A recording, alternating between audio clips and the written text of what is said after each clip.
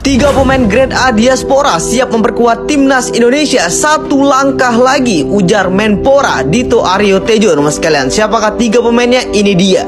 Kita mulai dari yang ketiga, tentu saja ada Ole Romeni, teman sekalian.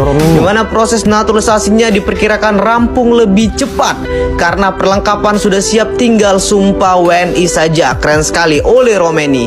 Yang kedua, teman sekalian, ada Jairo Ridwan yang masih melengkapi paperwork satu lagi.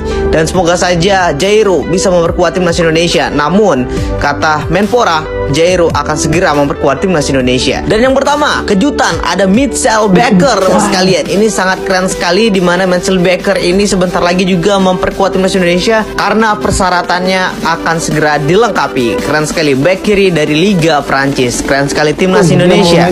Tiga pemain. Kalau dilihat ya, persiapan untuk timnas Indonesia untuk menghadapi laga yang seterusnya pada tahun ini, ada 4 lagi sisa perlawanan yang akan dihadapi oleh timnas Indonesia. Dan bila melihat sehingga hari ini, Indonesia sudah meraih 6 poin. Dan kalau dilihat di grup C, Indonesia seiringnya dengan tim-tim gergasi yang lainnya seperti Arab Saudi, Bahrain, China, ya, Australia, Indonesia ada 6 poin.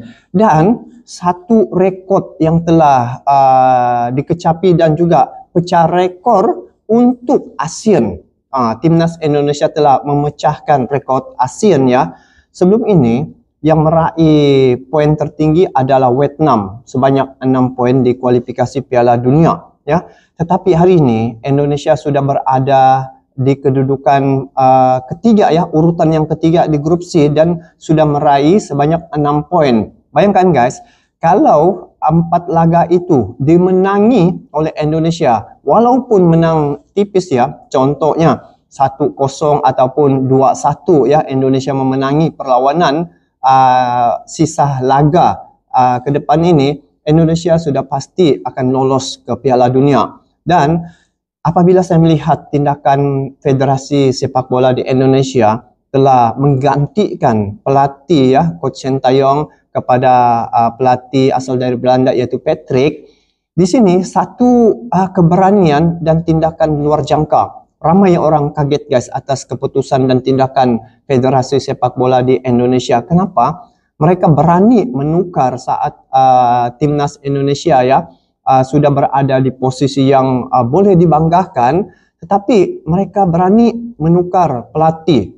Apakah misi dan juga target Indonesia selepas ini? Kalau dilihat, ya, dari segi kekuatan pemain memang tidak diragukan lagi.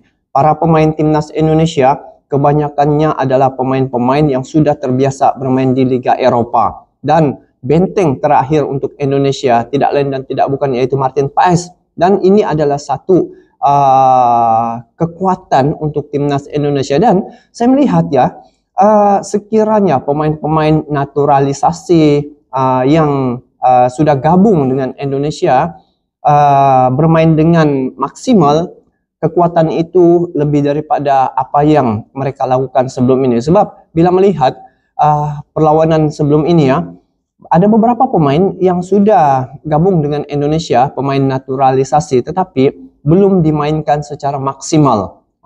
Jadi melihat dengan tindakan dan juga keputusan federasi, ya, terhadap memilih pelatih baru, saya rasa ini adalah satu cara untuk Indonesia memperbarui ataupun mungkin ada kaedah-kaedah baru yang digunakan pakai untuk menghadapi tim lawan. Sebab sekarang ini kalau dilihat, ya, Indonesia dengan kebangkitannya, dengan satu-satunya wakil dari ASEAN, ramai tim di luar negara sekarang ini memerhatikan progres timnas Indonesia. Dan mungkin ini adalah satu strategi untuk Indonesia mengaburi, ya, pihak lawan agar tidak dapat membaca apa skema, apa skill ataupun apa percaturan yang bakal akan dilakukan untuk laga yang dihadapi oleh Indonesia selepas ini, guys. Jangan bilang kita mafia-mafia, karena kerugian PSSI pun puluhan miliar untuk membayar penalti itu. Saya juga udah ikutan. Bahkan katanya Pak Erik pun dia bagian dari kena mafia. Aduh, bapak-bapak semua kita, Pak Erik ini Kalau saya bilang Pak Erik begitu, saya bilang penjilat, ya nggak apa-apa lah. Pak Erik ini punya klub sampai hari ini juga di Oxford sana. Sebelumnya pernah Inter Milan juga. Kalau kita hanya mengelola satu pemain Serie A, Pak Erik pernah mengelola sampai 90 pemain Serie A. 90 orang.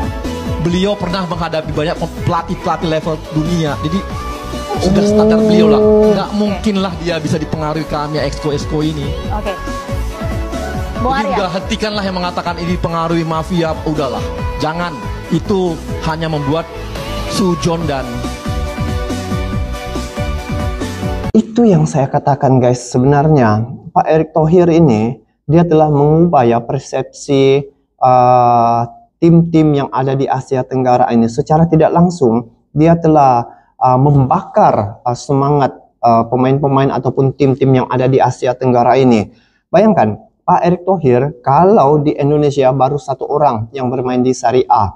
Sebelum ini dia telah menjaga sehingga 90 orang ya pemain di Serie A. Sudah pasti dari segi pengalaman dan juga apa yang dia lakukan hari ini adalah tindakan yang betul-betul sudah difikirkannya sematang-matangnya. Takkanlah Pak Erick Thohir mau timnas Indonesia ini kalah begitu saja kalau dia tidak berkeyakinan tinggi. Sebab keputusan ataupun apa yang dia lakukan ya menukar pelatih baru untuk Indonesia ini, kalau dipikir dari sudut negatif, memang Indonesia adalah satu kerugian lah. Tetapi di sebaliknya itu, sebab saya dengar pelatih Patrick, tetapi ada 2 lagi asisten pelatih yang baru ini, inilah yang mempunyai strategi yang cukup berpotensi ya, ataupun mempunyai strategi yang memang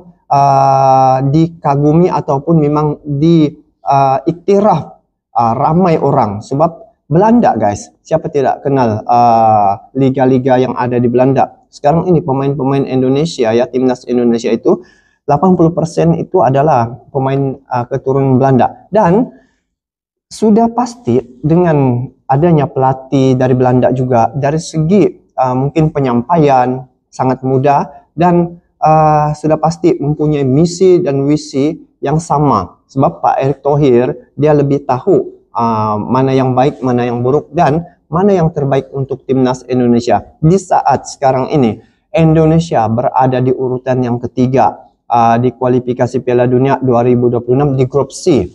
Dan pencapaian Indonesia sejak Pak Erick Thohir menjabat sebagai ketua umum dan di bawah kepelatihan Coach Sintayong, Indonesia dari segi dia punya momentumnya, peningkatan dan juga achievement yang telah dikecapi oleh timnas Indonesia itu cukup banyak, dan banyak juga sejarah-sejarah tercipta. Kenapa Pak Erick Thohir berani mengambil keputusan ini? Sudah pasti ada sesuatu yang lebih besar lagi yang Pak Erick Thohir yang bisa diraih oleh Indonesia. Yakinlah guys, sebab Pak Erick Thohir ini dia mempunyai hubungan dan dia mengenali banyak ya orang dari segi sepak bola. Tim-tim nasional lain tidak lagi memandang sebelah mata. Jadi kita coba pastikan kita punya 2x11. Wah, ini program yang dilakukan oleh Federasi Sepak Bola Indonesia di senior yang sama kualitasnya. Ya, kalau 2x11 di U23 insya Allah kita udah punya. Semua ya, semua tapi kategori. Yang senior ini belum punya, betul Pak ya. Jadi penambahan itu penting, apalagi standarnya kita kan sekarang naik lagi. Naik. Artinya ini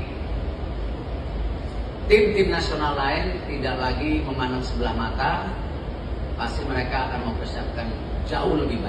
Tengok ini yang saya setuju. Bila Indonesia melakukan ya program yang sekarang ini dijalankan ya, tim-tim Asia yang lain juga turut termotivasi. Lihat saja baru-baru ini Malaysia juga telah menukar ya pelatihnya, Kim Pan-gon, asal dari Korea Selatan juga. Jadi kita sekarang nih guys, Indonesia Malaysia adalah pelatih yang baru. Sama-sama kita mempunyai pelatih yang baru dan juga manajemen. Kalau Malaysia manajemen barulah.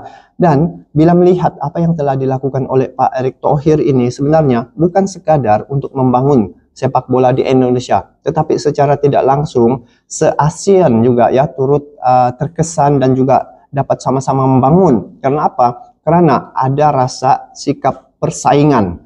Sebab bila Indonesia sudah melaju ke putaran yang ketiga, satu-satunya lagi wakil dari ASEAN ya, sudah pasti tim-tim yang ada di Asia Tenggara ini juga ingin menjadi seperti timnas Indonesia. Jadi di mana kuncinya? Apa yang telah dilakukan oleh Indonesia?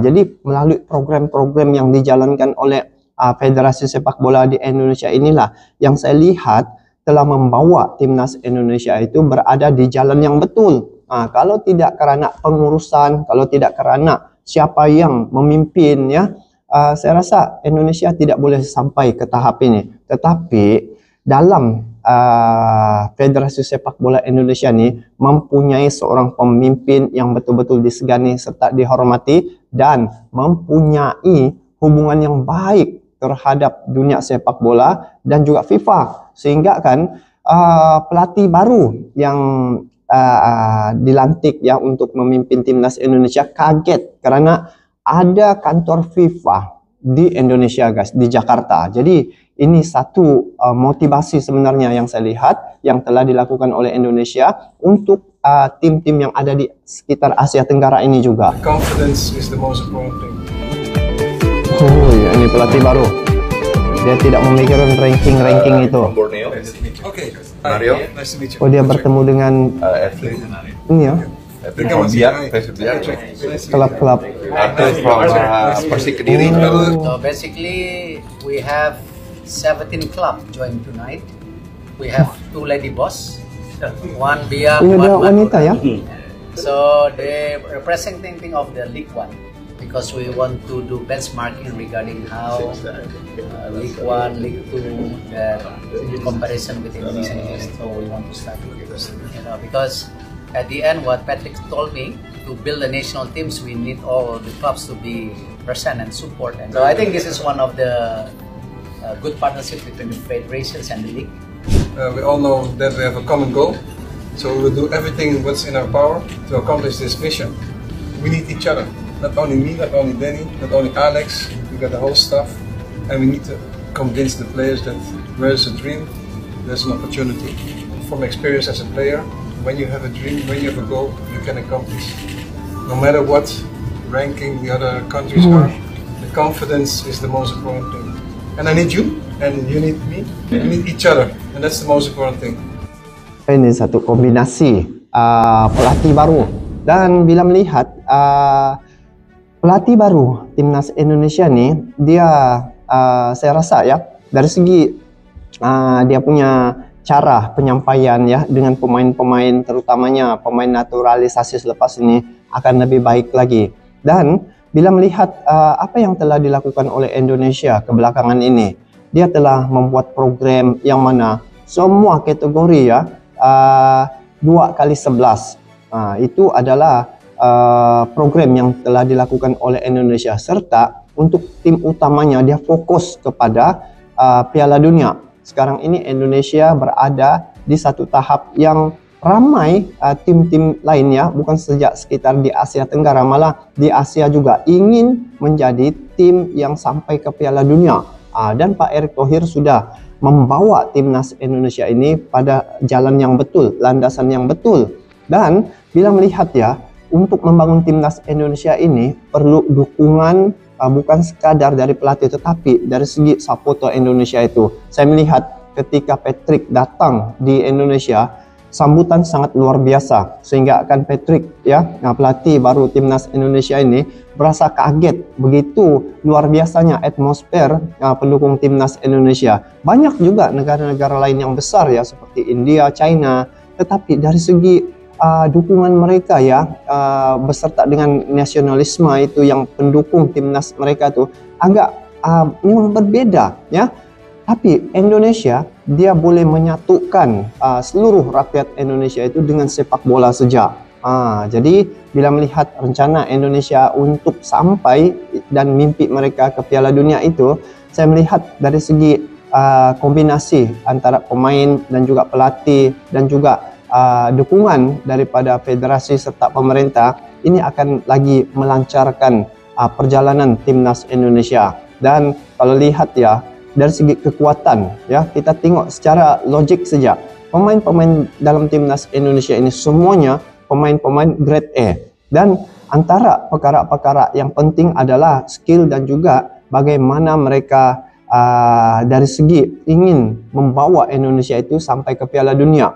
Lihat bagaimana kepimpinan J. Ejas. Walaupun dia pemain keturunan, tetapi dari segi rasa nasionalismenya itu sangat tinggi guys. Dan ini dapat memberi semangat kepada pemain-pemain yang lain untuk melakukan yang terbaik.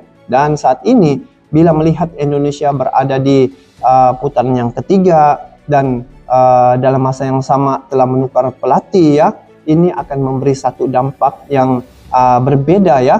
Karena untuk laga seterusnya ini Indonesia inilah penentu sama mana Indonesia bisa melaju ataupun sampai tahap ini saja. Tetapi dari segi bila melihat kemampuan timnas Indonesia dengan adanya pemain yang berkelas, dengan kepimpinan yang baik, dengan pelatih yang baru, sudah pasti ini akan lebih jauh dia bawa timnas mereka ini, dan untuk mimpi ke Piala Dunia itu pasti akan tercapai guys. Jadi kita terus dukung untuk timnas Indonesia ini karena ini adalah satu-satunya wakil dari ASEAN yang melaju mewakili ASEAN ke kualifikasi Piala Dunia, dan kita doakan agar Indonesia bisa sampai ke Piala Dunia. Jadi inilah yang saya lihat program yang telah dilakukan oleh Federasi Sepak Bola Indonesia yang menunjukkan bahwa mereka sangat serius dalam persepak bolaan mereka, bukan sekadar hanya sukan, tetapi ini juga adalah satu perkara yang boleh menyatukan rakyat Indonesia keseluruhannya walaupun di luar negara guys. Jadi ada beberapa perkara yang boleh kita jadikan ia sebagai inspirasi untuk kemajuan sepak bola bersama. Jadi guys, itu saja untuk kali ini. Kita bertemu lagi di video akan datang. Sampai jumpa lagi. Assalamualaikum warahmatullahi wabarakatuh.